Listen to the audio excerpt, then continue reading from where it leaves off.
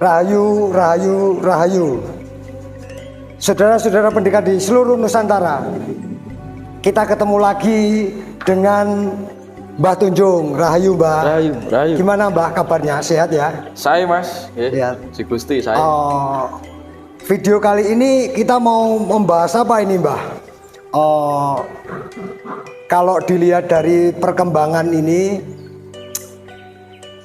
banyak sekali istilah Nusantara mengalami sebuah kebangkitan atau kebangkitan Nusantara. Itu gimana, Mbah? Ada sudut pandang dari Mbah Tunjung nggak? Nggih, ini langsung ditodong saja ya. Jadi Gus Jovan ini, saya Mbah Jovan sama Gus Jovan. Mbah Jovan atau Gus Jovan ini sangat antusias ya. Jadi ini sedulur saya dari Tionghoa. Saya ini malah kelambine kayak kelambine wong Jawa. Ini kostumnya kita kebalik ini, Mbah. Iya kebalik. Ya, kebalik ini. Tapi ini bukti bineka, Mas. Iya, salah satu ini bentuk sinergi. Sinergi dan bineka. Ya. Dan nanti ada implikasi kaitan tentang yang disebut apa? Kebangkitan Nusantara. Ya, kebangkitan Nusantara itu kebangkitan pola pikir, pola rasa, ya, pola gagasan, pola hidup orang-orang yang semakin berkualitas. Ya, itu menurut saya. Karena yang disebut hidup berkualitas ini oleh leluhur di Nusantara purba, niku disebut budi luhur. Budi luhur. Nah, budi luhur ini akan diterapkan menjadi budi pakarti atau budi pekerti. Itu sebenarnya ada di sana substansinya, Mas. Iya. Gitu. Kalau saya begitu. Jadi arti gadang-gadang bangkit Nusantara itu karena ada titik balik. Ya nek dihitung-hitung, wah iki enek sing sanjang atau ngendika ini ki ramalane Jayabaya.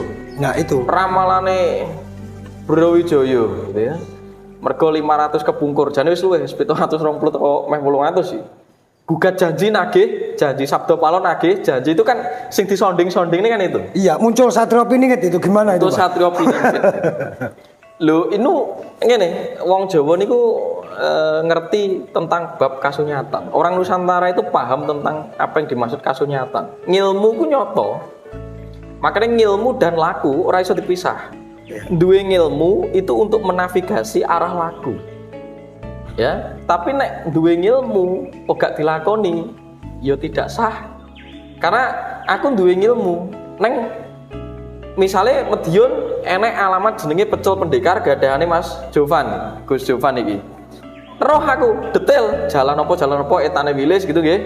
Tapi nek aku urung ngenyangi dhewe aku urung roh gitu. Dadi rohku mau 50%, 50% urung roh. Nah, tapi kudu dinyatakne. Neng nek wong arep nyang rene, ora ngerti alamate, ku yo ngati-ngati. Bisa jadi iso ngengkleng itu maksudnya salah tafsir, salah jalan, salah alamat, malah suloyo, ngeten lho. Ya. Jadi dua-duanya harus dadi siji.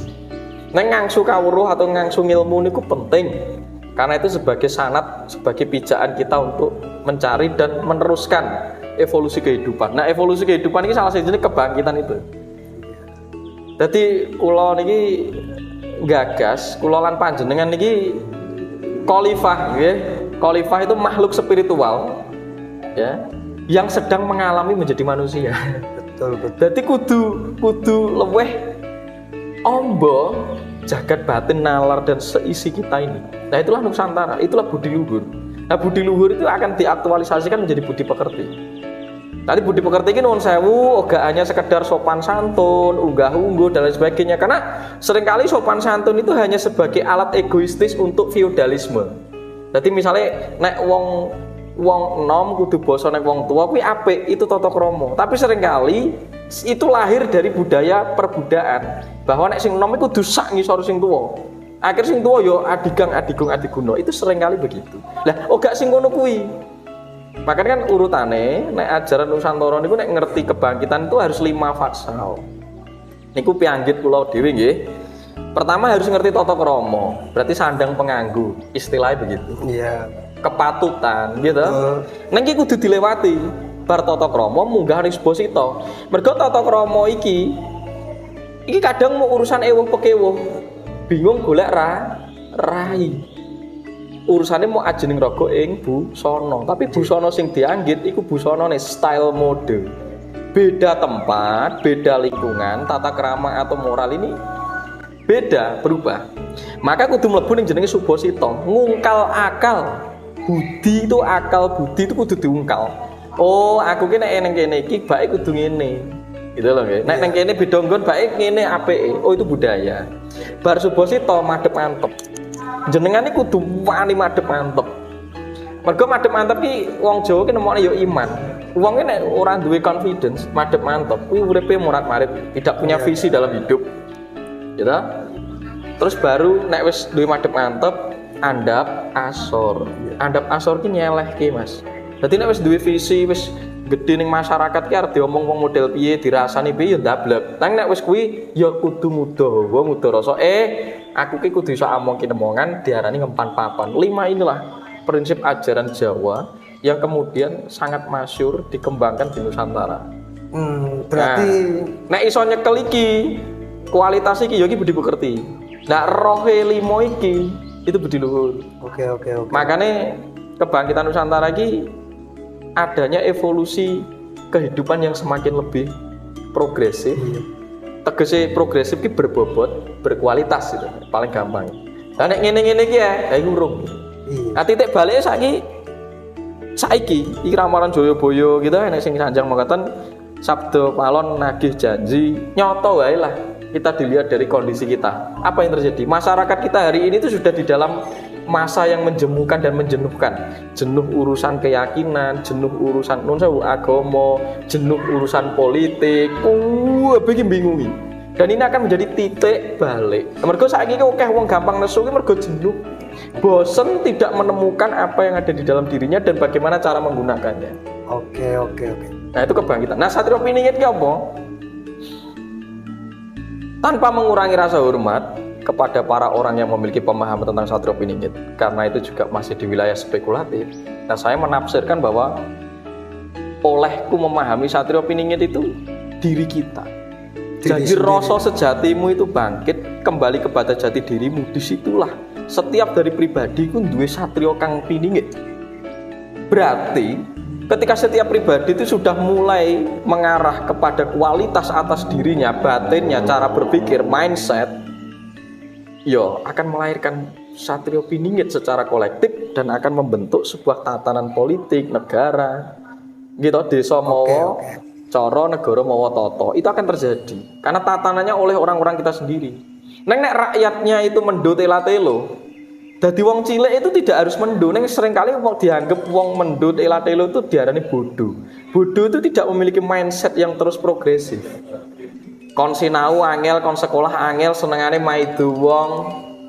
Cari keburukan orang, itu bodoh. Makanya saiki mlebu ning zaman mangsa bodoh. Dimangsa Anda itu.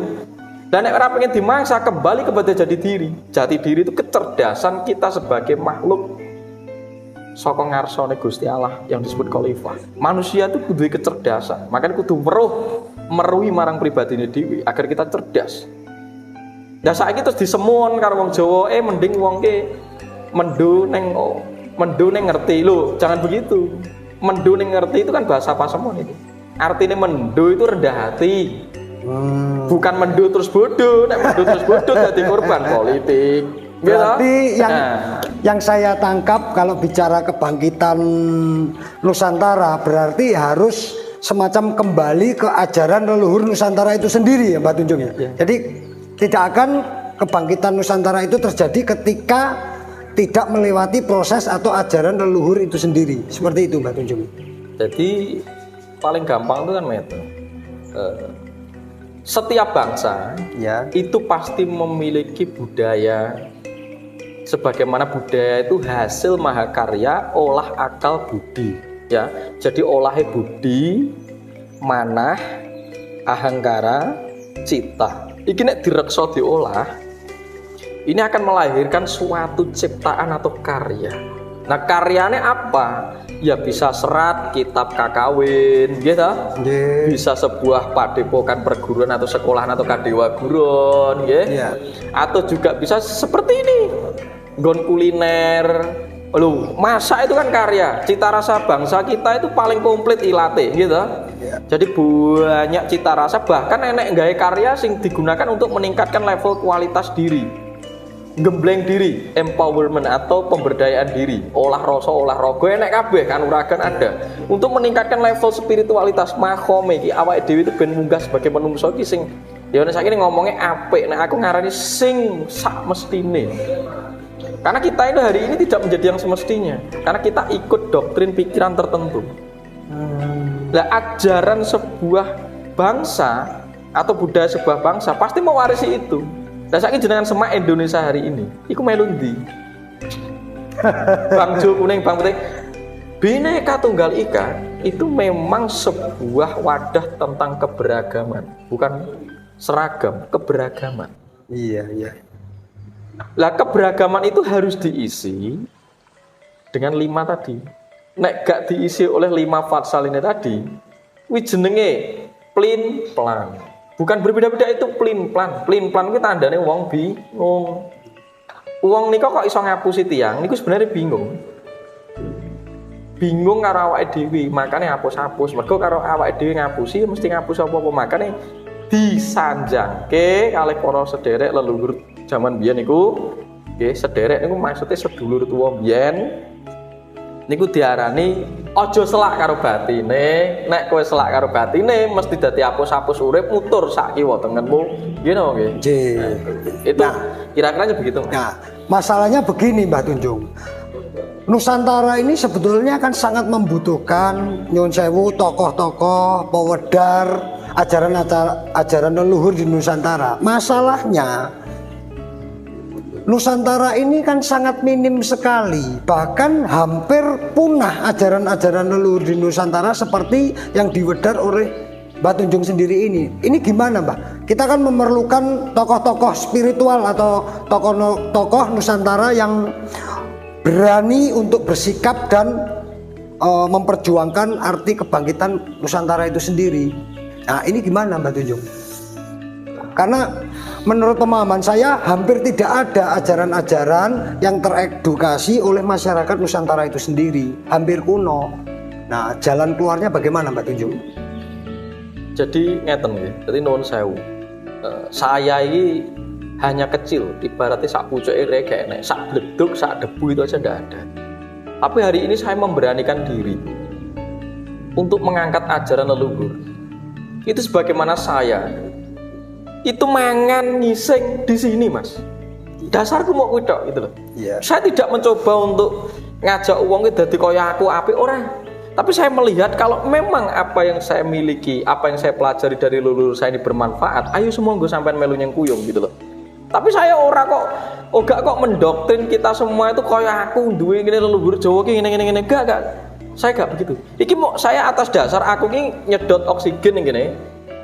Sedulur papatku iku ning kene, jagat Dewa Bathara iki, terutama aku di Indonesia di Nuswantara iki, mangan pratiwi lemah tukulane yo ning kene, ya aku kudune ngangsu balik ning ajaran leluhur. Mergo nek tak amati ulang, nang kono kuwi wis dilengkapi Mas, carane ngerawat alam, carane ngerawat awake dhewe. Sampeyan iso sehat nek ngerawat alam. Mergo iki mang siklus kasunyatan.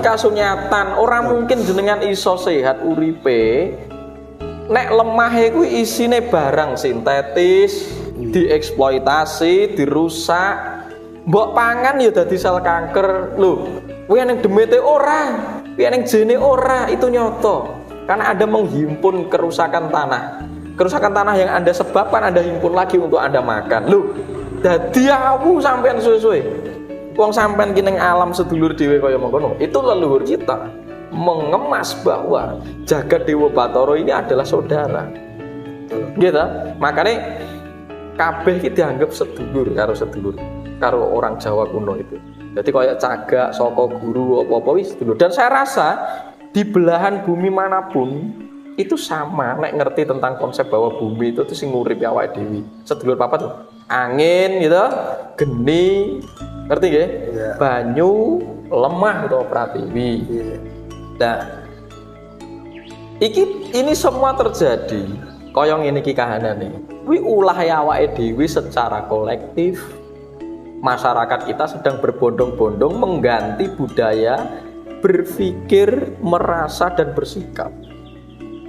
Nah itu nek semenjak sejarah Lengser Mojopahit itu sangat masif gitu. Aku ora sok Majapahit bernoga. Tapi aku memahami sing nyoto tak goleki. Aku studi, aku ngangsu kawruh rono rene. Berusaha menerjemahkan frontal. Bangsa kita ku duwe aksara Mas, Jawa Kawi sampai Jawa Carakan sing sampean ngerti aksara itu. Bangsa yang memiliki aksara dan bahasa sendiri itu mesti mbiyen mesti bangsa maju. Karena Nusantara ini pernah menjadi pusat studi internasional bahasa Sanskerta di era Sriwijaya. Sampai golek ada itu manuskripnya. Betul. Makanya ngelahirke satrio, pendekar gitu. Ya. Karena itu, lah hari ini aku ki mau ngajak goleki meneh arsip leluhur. Karena itu jalan untuk ngeruat tanah bumi yang ada di sinilah minimal. Karena cok iki uga kok masalah sing kon njaba ki elek ora. Sing kon njaba kadang ora sesuai atau ora cocok, ora salah.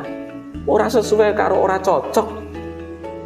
Wong jenengan ki nek nganggo sandang penganggo ora cocok ya ora ketok demes kok, gitu loh nggih. Jadi ilmu ini digunakan untuk iki gawane lemahnya ning kene iklimnya begini carane ngruwat iki. Wong Jawa kenal hitungan Pranata Mangsa misalnya nggih, nanti di Batak ada hitungan sendiri, semua ada di Nusantara ini. Dan saya ngajak di sini. Makanya saya tidak mengajak Jawa sentrisme karena Jawa itu dua agama. Saya sering kali bilang Jawa itu way of life, jalan urip apa wae janji membuat Anda itu apik, berkualitas, mentas terus semakin bagus itu Jawa. Artinya dunung, bleneh, ngerti, weruh, nalar, utuh.